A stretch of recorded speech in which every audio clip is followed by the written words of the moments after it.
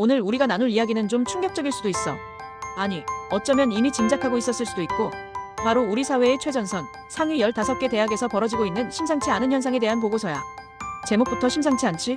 멈추지 않는 이탈 2024 중도 탈락률 분석 보고. 와우, 무슨 재난 영화 예고편 같지 않아? 그런데 이게 다 데이터가 말해주는 현실이라는 거지. 이 보고서는 단순한 숫자를 넘어 지금 우리 대학 교육이 어떤 위기에 처해 있고 어떤 구조적인 변화를 겪고 있는지 아주 날카롭게 진단해 줄 거야. 자, 이제 숨겨진 진실을 파헤쳐 볼 시간이야. 준비됐니? 자, 그럼 거두절미하고 우리 이야기의 핵심부터 찔러보자. 이건 마치 영화의 예고편 같은 거야. 첫째, 7년 연속 상승세. 아니, 무슨 주식도 아니고 이탈률이 이렇게 계속 오르냐고. 2017년부터 상위권 대학의 이탈률이 멈출 줄을 모르고 계속 올라가고 있대. 이걸 보고 있으려니 내 혈압도 같이 오르는 것 같아. 둘째, 신입생 엑소더스. 이집트에서 탈출한 모세의 백성들처럼 신입생 10명 중 1명꼴로 학교를 떠난다는 거야. 야, 무슨 재입학 게임도 아니고 이 정도면 거의 입학하자마자 탈출 계획 세우는 수준 아니냐? 재학생 전체와 비교하면 이 비율은 진짜 압도적이야. 셋째, 이 모든 사태의 구조적 원인. 최근 가장 뜨거운 감자인 의대 증원 이슈, 그리고 무전공 확대라는 폭탄이 한꺼번에 터지면서 우리 대학들이 복합적인 위기에 빠졌다는 진단이야. 이 세 가지 키워드만 봐도 벌써 머리가 지끈거리지. 하지만 걱정 마. 내가 아주 재밌게 풀어줄 테니까. 야, 이 숫자 좀 봐봐. 2024년에 상위 15개 대학을 떠난 학생 수가 무려 1만 1788명이야. 와우! 이 정도면 웬만한 중소기업 직원 수보다 많을걸? 아니, 한 해에 이렇게 많은 학생들이 명문대학을 떠난다니 이게 무슨 일이야? 작년에 비해서 910명이나 더 늘었대. 숫자가 늘어나는 것도 문제지만 더 심각한 건 이게 단순한 수치 증가가 아니라는 거야. 우리 사회에서 명문대 간판은 거의 인생의 치트키처럼 여겨지잖아. 그런데 그 간판을 던져버리고 떠나는 학생들이 점점 더 많아지고 있다는 건 우리 사회의 인식이나 가치관에 뭔가 큰 변화가 일어나고 있다는 강력한 신호라고 볼 수 있지. 명문대라고 해서 마냥 안심할 수 있는 시대는 이제 끝난 것 같아. 뭔가 쎄한 느낌이 들지 않니? 자, 이제 좀 더 자세히 이탈률 그래프를 들여다볼까? 이 그래프 어디서 많이 본 것 같지 않아? 마치 내 통장 잔고 그래프를 거꾸로 뒤집어 놓은 것 같기도 하고. 농담이야. 너무 진지하게 듣지 마. 2017년부터 쭉 이어진 이 상승 곡선 좀 봐봐. 2.28%에서 시작해서 무려 3.54%까지 7년 만에 1.26%포인트나 치솟았어. 꺾일 줄을 몰라.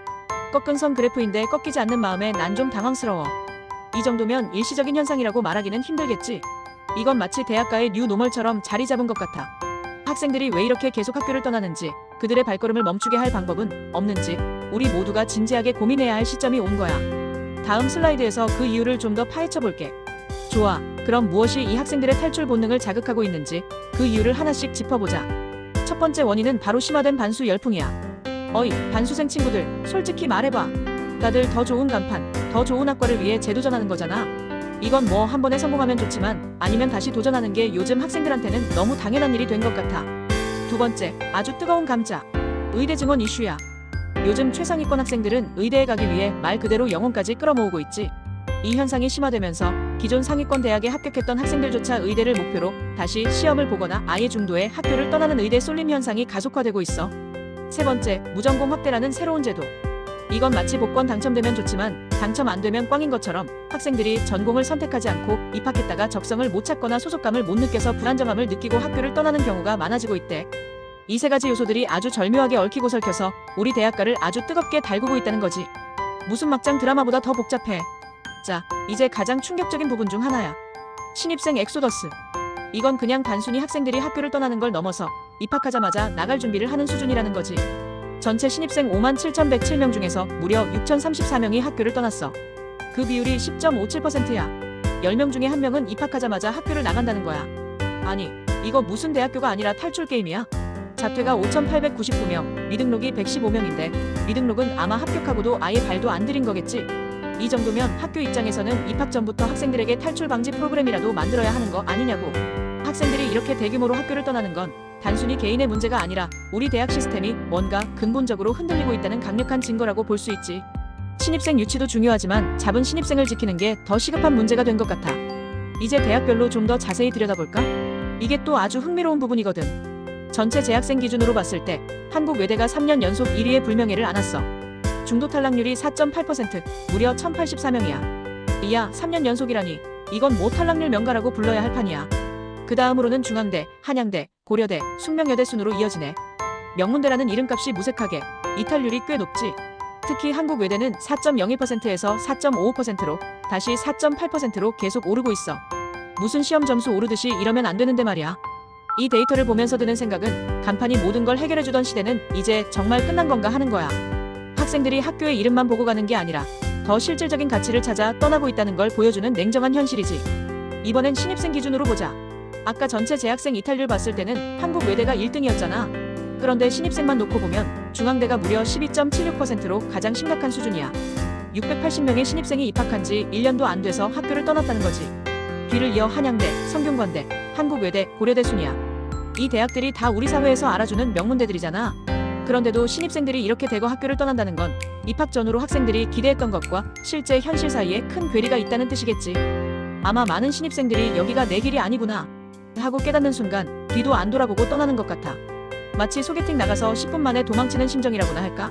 대학들이 이제는 신입생 유치뿐만 아니라 입학 직후 학생들의 만족도와 적응을 위한 더 특별한 노력이 필요하다는 걸 보여주는 데이터라고 할 수 있지. 자, 이제 우리 모두가 궁금해했던 그곳 서울대학교의 지표를 살펴볼 시간이야. 대한민국 최고의 대학 공부의 신들이 모인다는 그 서울대조차 신입생 이탈이라는 거대한 파도를 피할 수는 없었어. 전체 재학생 이탈률은 2.24%로 다른 대학에 비해 낮은 편이지만 신입생 이탈률은 무려 7.66%에 달해. 284명의 신입생이 학교를 떠났다는 거야. 이야, 서울대에서도 학생들이 떠난다니. 이건 뭐 충격과 공포 그 자체 아니겠어?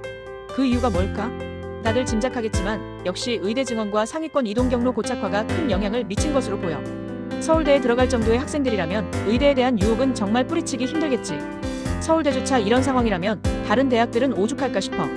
이쯤 되면 명문대 프리미엄이라는 말도 이제는 옛말이 되어가고 있는 것 같지 않니? 자, 드디어 대망의 전체 순위표야. 상위 15개 대학의 2024년 중도 탈락률을 한눈에 볼 수 있는 곳이지. 제일 위에는 역시 한국외대가 4.8%로 굳건히 자리를 지키고 있고 중앙대, 한양대, 고려대, 숙명여대가 그 뒤를 잇고 있어. 밑으로 쭉 내려가다 보면 서울대가 2.24%로 가장 낮은 탈락률을 보여주고 있네. 물론 다른 대학들에 비해서 낮은 거지. 서울대도 결코 안심할 수 있는 상황은 아니라는 거 아까 신입생 이탈률에서 확인했잖아. 이 표를 보면서 느낄 수 있는 건 학생들이 이제는 대학의 이름값보다는 나의 미래와 나의 적성을 더 중요하게 생각한다는 거야. 예전에는 일단 좋은 대학 가고 보자 였다면 지금은 좋은 대학이라도 나랑 안 맞으면 미련 없이 떠나자 가 된 것 같아. 이 변화를 얼마나 빨리 인지하고 대응하느냐가 각 대학들의 생존 여부를 결정할 중요한 열쇠가 될 거야. 냉혹한 현실이지. 좋아, 그럼 이제 오늘 우리가 나눈 이야기들을 총정리하고 앞으로 우리가 무엇을 고민해야 할지 한번 짚어보자. 첫 번째, 구조적 고착화. 7년 동안의 데이터를 보면 알 수 있듯이 이 중도 탈락 현상은 잠깐 스쳐 지나가는 유행이 아니야. 이건 마치 감기처럼 매년 찾아오는 이제 대학 입시의 새로운 상수가 되어버렸어. 이러다 말겠지 하는 안일한 생각은 이제 그만. 두 번째, 신입생 관리의 위기. 입학하자마자 10%나 되는 신입생들이 학교를 떠나는 건 정말 심각한 문제잖아. 대학들은 이제 신입생들에게 환영해 만 외칠 게 아니라 내가 여기 왜 왔는지, 여기서 뭘 얻어갈 수 있는지를 아주 적극적으로 교육하고 관리하는 프로그램이 시급해. 세 번째, 상위권의 재편. 의대 쏠림 현상과 무전공 제도의 확대는 우리 최상위권 대학들의 학생 구성과 위상을 근본적으로 바꾸고 있어. 이건 단순히 몇몇 학생이 학교를 옮기는 문제가 아니라 우리 사회의 인재들이 어디로 향하고 있는지, 대학들이 앞으로 어떤 역할을 해야 하는지에 대한 아주 중요한 질문을 던지고 있는 거야. 이 모든 변화에 우리 대학들이 어떻게 대응할지 우리 모두가 관심을 가지고 지켜봐야 할 때라고 생각해. 어때? 좀 무겁지만 생각할 거리가 많지? 자, 오늘 우리가 나눈 이 모든 이야기들의 근거는 바로 대학 알림이에서 공개된 2024년 공시 기준 데이터야. 내가 아무 말이나 막 지어낸 게 아니라는 거지. 물론 농담은 좀 섞었지만. 그리고 분석 대상 대학들은 건국대, 경희대, 고려대, 동국대, 서울대, 서울시립대, 성균관대, 숙명여대, 연세대, 이화여대, 인하대, 중앙대, 한국외대, 한양대 이렇게 우리에게 익숙한 상위 15개 대학들이었어. 이 보고서의 제목처럼 2024 중도 탈락률 분석 보고는 단순한 보고서가 아니라 지금 우리 사회의 교육 시스템이 겪고 있는 아픔과 변화를 보여주는 아주 중요한 지표라고 할 수 있지. 오늘 함께 해줘서 정말 고맙고 다음에 더 흥미로운 데이터와 이야기로 다시 찾아올게. 안녕.